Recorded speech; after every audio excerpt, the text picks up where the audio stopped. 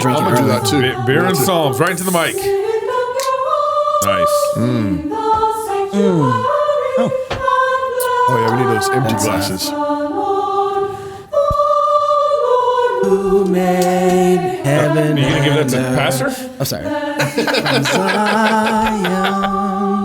Behold, bless the Lord, All ye servants of the Lord, who by night stand in the house of the Lord. Lift up your hearts, There we go. sanctuary, and learn the house of the Lord. Beer and Psalms. Cheers. King. Cheers to the king. Cheers to the guys. king. Cheers to the King. Cheers. Praise God.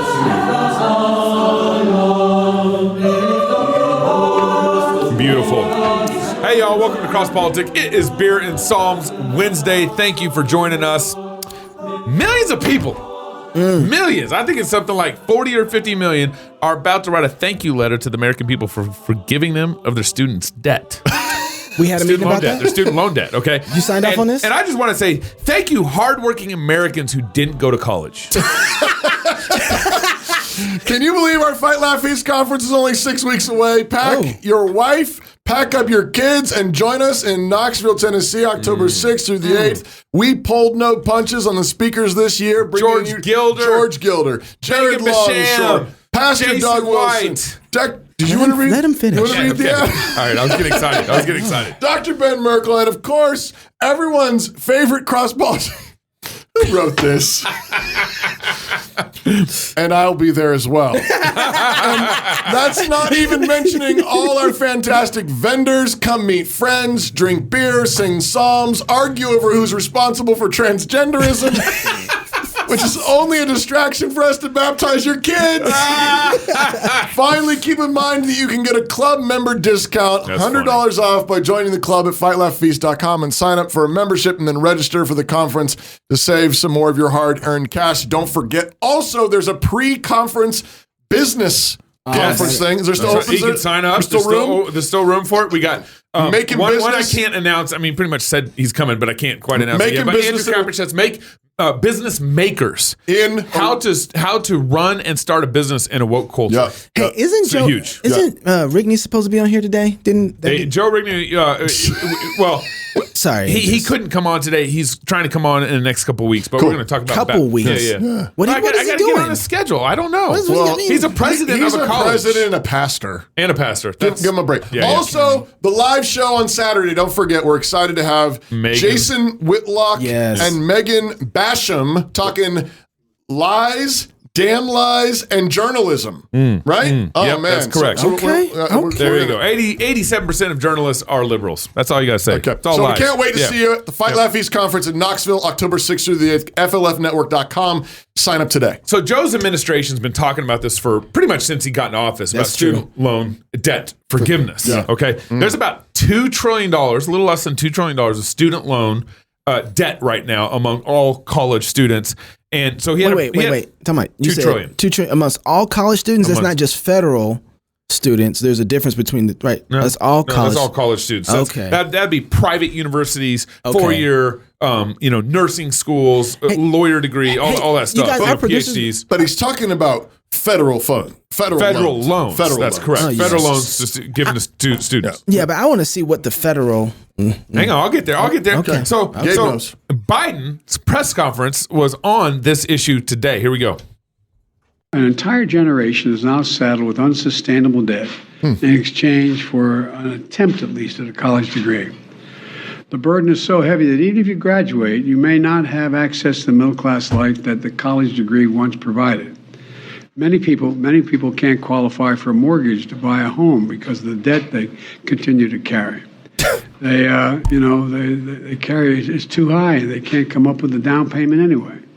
A lot of folks are even putting off starting families because of the cost. And the dream of starting your own business is just way off in the distance with the debt that so many are saddled with.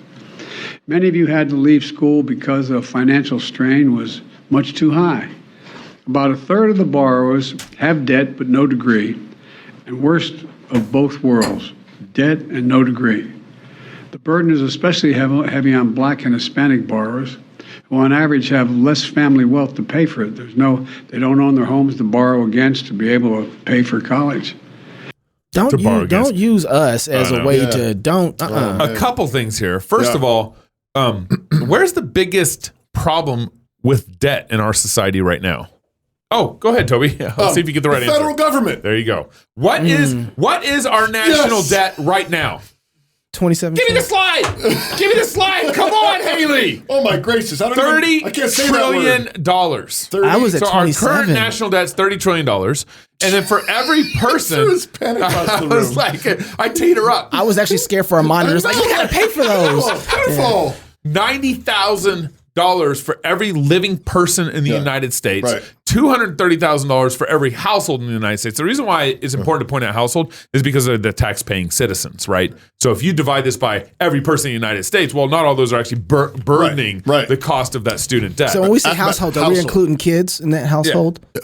I'm just wondering. What is a household? What is a household? I know it sounds funny, but I'm asking, do they have to pay tax? Now, go back to the college debt here. So you got your bachelor's degree. The average debt's about $28,000. Graduate student loans about $70,000. Law school $140,000. So your debt per student is actually pretty low compared to the debt per household that bears the national debt. Right.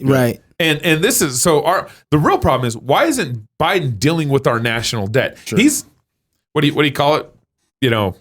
Pissing in a fire, in the wind. You're trying to put out a fire with a little squirt gun. Let's just put it that way. You're trying to put out a fire with a little squirt gun. Okay. That's what he's doing with the national I think debt. you should do a few more analogies. I was gonna let him go.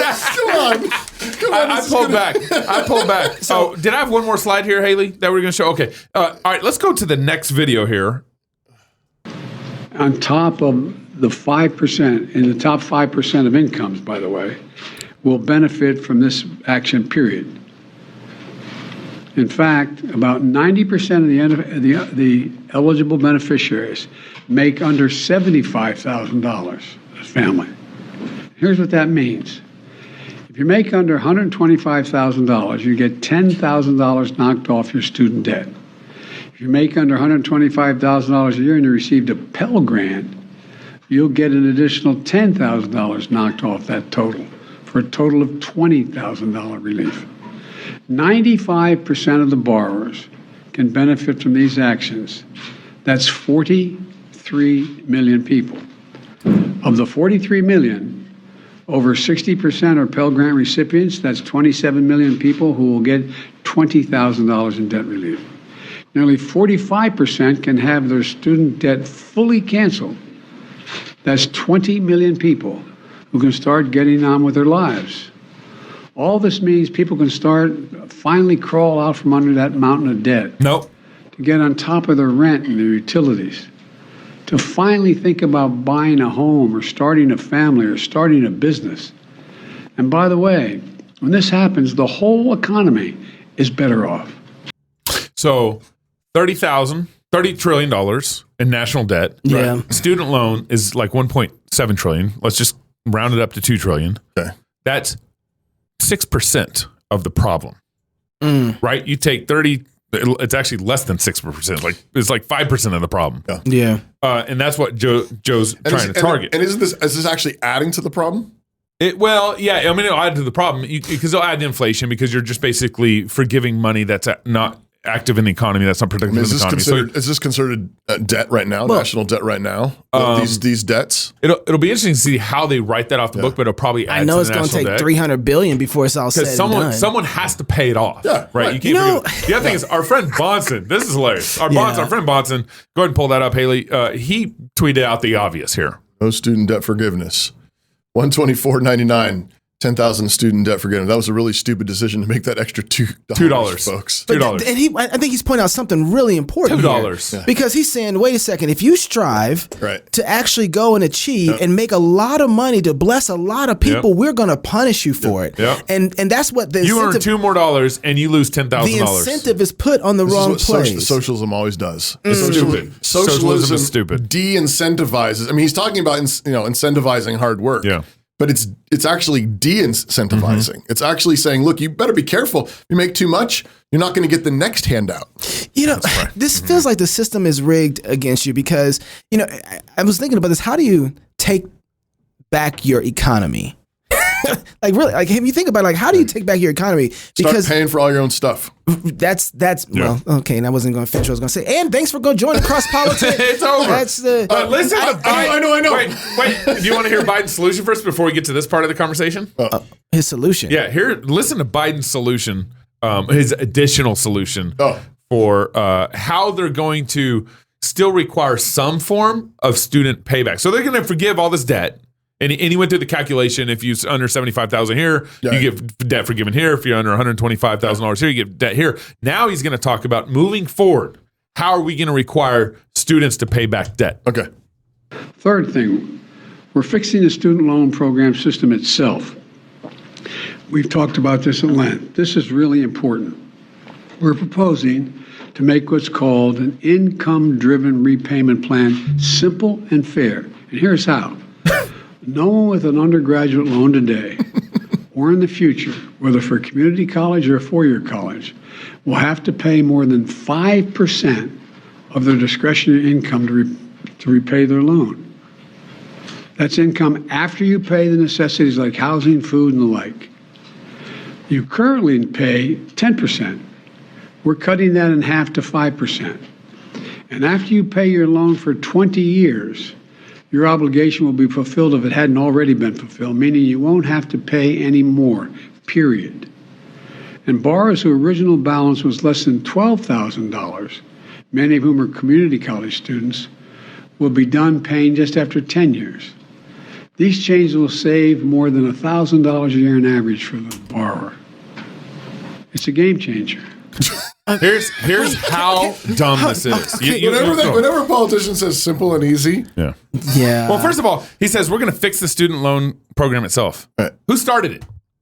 They did. Yeah. And this is what politicians do is they create a program and then they think, oh, we need to make it better. We need to make it better. We need to fix it. We need to fix it. And then he goes on the insanity of what he said here. We really need to process this. Okay. Yeah. Go for it, brother. Get it here. So he's going to say you're going to owe 5% to the loan for 20 years, and it's forgiven in 20 years. Yeah. But that 5% of your income is going to be counted after discretionary income. Right. So what does that do? That means when I get out of college, it's better for me to get a huge debt from buying a house. Yep. So let's buy a house. Let's buy a car. Yep. Let's buy all this stuff that falls under this discretionary income. Right. Go to a restaurant every day. That's food. Right, food. Let's eat out every day. Yeah, it doesn't incentivize actually being wise and careful with your money. Yeah, because if you can minimize that 5% as much as you can, live the best life you can, it's going to get forgiven in 20 years. Right. And you're going to have to pay off less of it. Right. But is that, so if that's their insanity. goal, but if that's their goal, then it's to keep you wanting them too, though. Oh, sure. Yeah. So it keeps you in a place where you have to be on their kind of welfare plan. It might be a nice welfare plan, but you're still on their welfare plan. You don't have any money that you've saved up. You don't have any control. Buy a house with a pool. Take a higher mortgage loan. Right. This is what I was thinking about. It's like, okay, how is it that the government, who has been in control of the economy, has ruined it so bad that a supposed educated person can't even make it till they can buy a house? Yeah.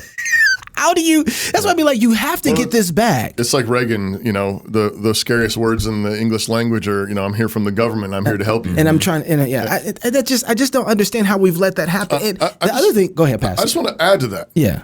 You just said, I just don't understand how we let that happen. And we need to underline that. Yeah. We let that happen. We did. We did. That's right. Okay, we've let this happen. It's been 120 years or so of letting the government take over stuff. I don't exactly know when the Pell Grants and the student loans started, but we've been letting them take over the government. The 80s, early 80s. And then when they started saying, hey, we will help you get through college, we let them do that. We let them. And they said, and we should have said no.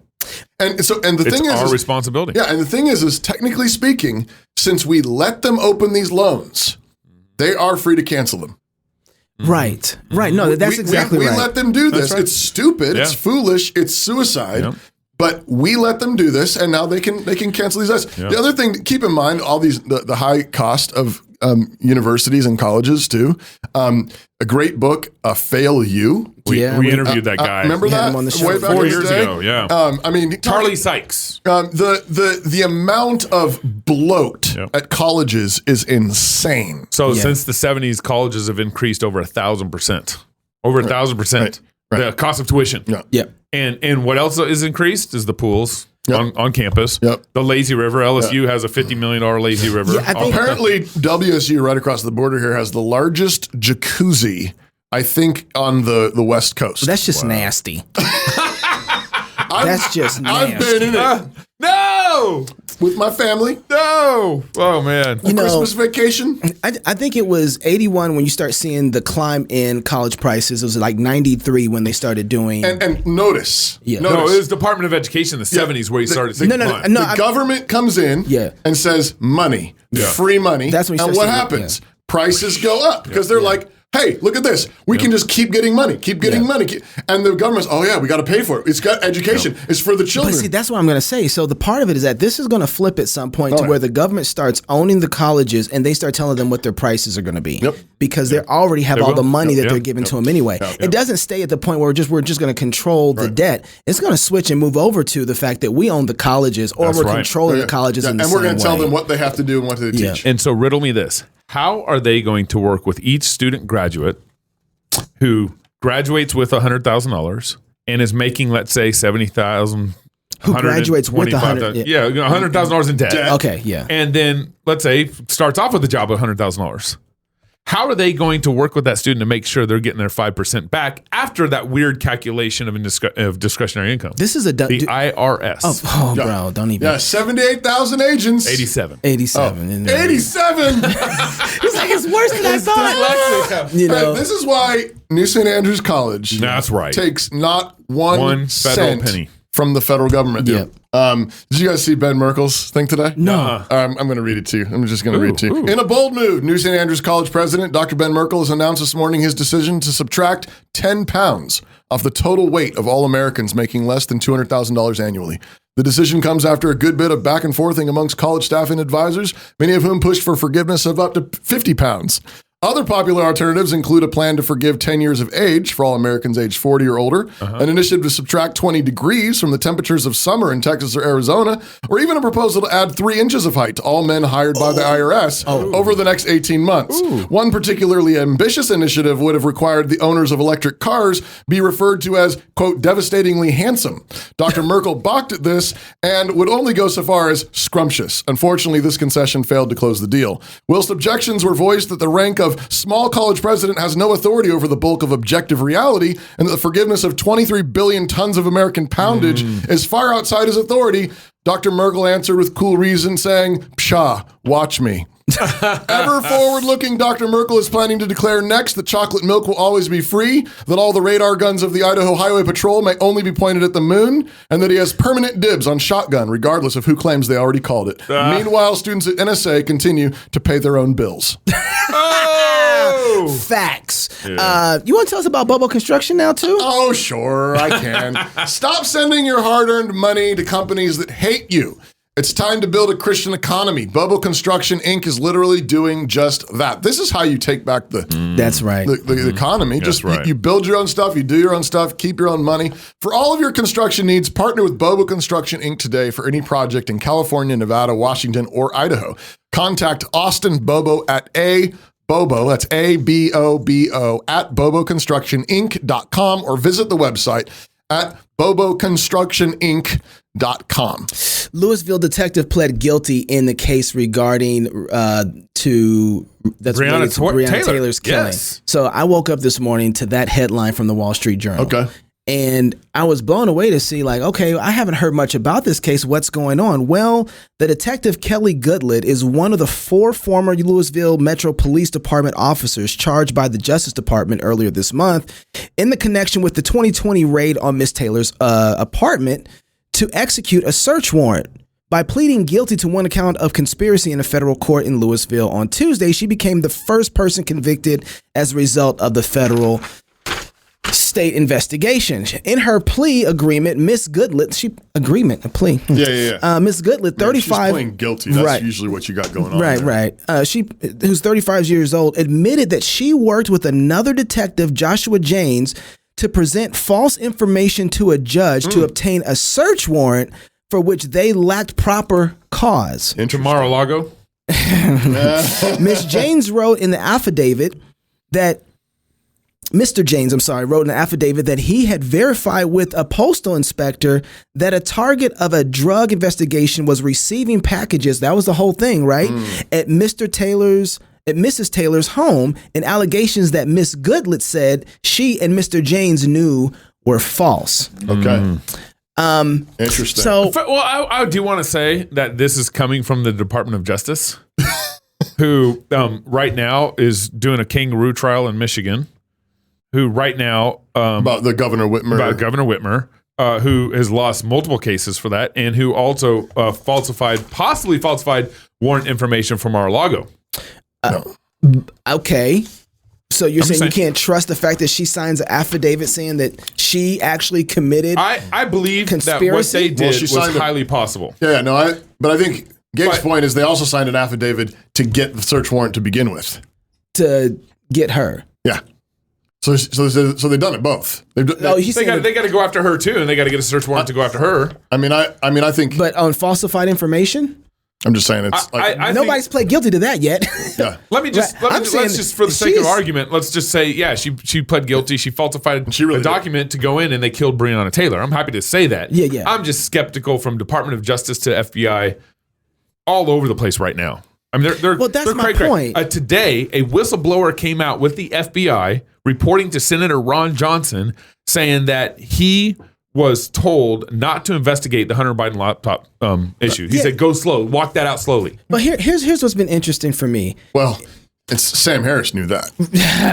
That's what I was going to say that too. Yeah. It was an asteroid, bro. Here's what's been interesting for me. Yeah, I want to hear what you wanted to say. It's that we have seen in the last 2 years, particularly, our legal department, legal system completely collapse on good people. The police, the FBI, our local police, citizens. Just collapse on us. But I don't think it came out of nowhere. I think this has been going on. The Baptists? Okay. And we didn't listen to them. Yeah, we should have listened to them. Yeah. It's been going on to a minority group of people who don't have necessarily the same amount of impact socially or financially to say something. Yeah. So they mobbed together and they misdiagnosed the situation. Yeah. They said it is a black problem, and they didn't ring the bell like they should have. They should have said, we have a problem legally that is treating people in a particular way where they don't have any defenses against it. So that they can go ahead and make their cases about you without you being able to say, well, how do I argue against an affidavit? Hold on a sec. So okay, it's been a long day. I'm a pastor. I've been listening to people all day, and wait. I think the social justice movement told us to look at Breonna Taylor and say it's because she's black. Okay. And I think instead they should have said, look at the Breonna Taylor situation with a biblical perspective and ask yourself, is this how we should treat people over drugs? That the situation that has happened. Get a no-knock warrant to come in with someone get a no-knock who's got marijuana in their house or whatever. Should we have choked Eric Garner out over the fact that he was trespassing and cigarettes? Right. I mean, I think that there's been situations that have gone on that say this type of setup has not treated people well. And it's not going to end with us. It's going to go to everybody else. And so then all of a sudden we start seeing, they start saying, hey, where are the videotapes? It's like, guys, you're making this a racial issue. And we looked at it saying, investigating. No, it's not because he was black. And we didn't care about anything else. Right. We stopped there because we start looking at it with the lenses they told us to look at it with instead of having a very objective standard about to get the root of the problem. God's law and say, wait a second, why are you guys doing this without a... This is why justice is supposed to be blindfolded. We took our blindfolds off and took the social justice glasses and started looking at it and said, no, you're wrong. And we gave it back to them. You know what that is? I mean, that is a play to be God. Yeah. That's fundamentally what it is. It's like we can figure this out. We've got the decoder glasses. Yeah. And we can tell the main thing that's going on wrong is these power disparities and color of skin or power or whatever. Yeah. Right. Rather than saying, no. God knows. Yeah. And he's given us tools. That's right. And the tools are found in the word. And it's the same standard, black, white, male, female, rich, poor, Doesn't matter. Same standard, equal weights and measures. And we're starting to feel the heat of it now because we're seeing the IRS. And now we're in this mess where we don't know. And it's like, which affidavit is true? Right. Who's paying who? And so and the whole thing is out of a mess because we're not having an objective standard of how we should view this. It's bad. That's good, Knox. That's a good point. I wish we had more time to talk about that, but now it's time for the psalm. Beer and psalm. Okay. It's Psalm 134 is the psalm of the day. We're going to be singing this in Knoxville. Yeah. October 6th through the 8th at the conference. Aaron Snell's going to be leading this. This is a canon of Psalm 134 that Dr. David Erb wrote, and we like to sing it in a canon. And it's beautiful. And Aaron Snell's going to lead us in it. Behold, bless ye the Lord, all ye servants of the Lord, which by night stand in the house of the Lord. Lift up your hands in the sanctuary and bless the Lord that made heaven and earth. Bless thee out of Zion. I told my son to go read his Bible one time, and he picked that chapter and read it. And I was like, dude, you didn't read your Bible very long. He's like, yeah, I read Psalm 134. Yeah. It's such a short chapter. Anyway. This is a very simple psalm in some ways, but I think it's actually really profound. The psalm only has 3 verses, as your son figured out. Figured out. Short chapter. I've been reading my Bible, Dad. So, Psalm 117's only got 1 verse. Yes, yeah. The first verse is a call for all the servants of the Lord to bless the Lord, specifically those who stand by night in the house of the Lord, which is interesting. What are you doing standing in nighttime? This would be a call to all of God's people, but specifically those Levites. They're actually armed Levites who are charged with guarding the house of God in the Old Testament. In the New Testament, the equivalent would be pastors and elders, the shepherds of the flock of God, called to guard the flock. But this really is a call to all Christians. All through the New Testament, it says, be watchful, stand guard, be strong, be on the lookout, for your enemy lurks, looking for whom he may devour. Verse 2 tells us that the blessing is to be done with lifted hands. So we're to bless the Lord, and then verse 2 says we're to bless the Lord with lifted hands in the sanctuary. Or some notes suggest it could be translated in holiness, and I think both ways work. And this reminds us of Paul's admonition to Timothy that he wanted men everywhere praying, lifting holy hands without wrath or doubting. And this is a warning to us all. What have you been doing with your hands? Those hands that you are lifting. What have you been writing on the internet? What kind of work have you been doing? Have you been acting out of anger or fear? Our hands are to be holy. But the only way to have holy hands, ultimately, is to lift them toward God's holiness. Lift them to God so that he can cleanse them and sanctify them, like he sanctified and cleansed the lips of Isaiah. Finally, the psalm ends with the striking call for the Lord to bless all those who have blessed the Lord. So bless the Lord, lift up your hands, the Lord bless you. All those who have lifted their hands towards God's holiness, bless them. Bless them. So think of this psalm as gearing up for battle. Who is this psalm for? All those who stand by night, guarding the house of God. All those who stand guard for the holiness of God, for the truth of God, for the goodness of God. But those who stand guard for God's holiness need to be holy themselves. That means we have to be a people on guard against our own sin, our own bad attitudes, our own wrath and doubting. Yes. You can't go to war with sin eating at your heart. You can only go to battle in holiness, and you can only have holy hands if your hands are lifted in praise. But if your hands are lifted in praise, God's blessing rests upon you and upon them, and we can go into the fray with joy and courage. Amen. Cheers. Cheers to the king. Cheers. Beer and Psalms. Happy beer and Psalms, guys. Yes. If you're single, get married. If you're married, have you some kids. And if you have kids, go baptize them. Until tomorrow, love God with all your heart, soul, mind, and strength. Love your neighbor as yourself. Go fight, laugh, and feast. Oh, we have James White coming on Friday. Oh, looking forward. It was supposed to be tomorrow. I know. All right. As long as his daughter Summer doesn't have a baby. Be praying for Summer and Eric. Jesus. They're baby close. time. They're close. This is Cross Politic. Lift up your hearts in the sanctuary and bless the Lord. Home. It's where you build your legacy, where traditions are started, seeds are planted, meals are shared, and stories are told. We are Chris and Natalie Carpenter, owners of Story Real Estate, and our team of top agents helps people find homes in Moscow, Idaho, and around the country. Have you thought about a move? Contact us to get connected with a top agent who shares your values and puts your family first. Or reach out to us about our Moscow relocation guide. Wherever you're looking to go, we can help you find home. Call us at Story Real Estate or visit us at storyrealestate.com and start building your legacy. Hi, I'm Robert Borton, CEO of Classical Conversations, the world's largest classical Christian homeschooling community. I'm launching a new podcast, Refining Rhetoric. If you like cross politics or just listen to hear what crazy stuff they're saying today, you will enjoy Refining Rhetoric. You can find us on your favorite podcast platform. I practice the 15 tools of learning by interviewing great guests, looking at current events, and talking about cryptocurrency.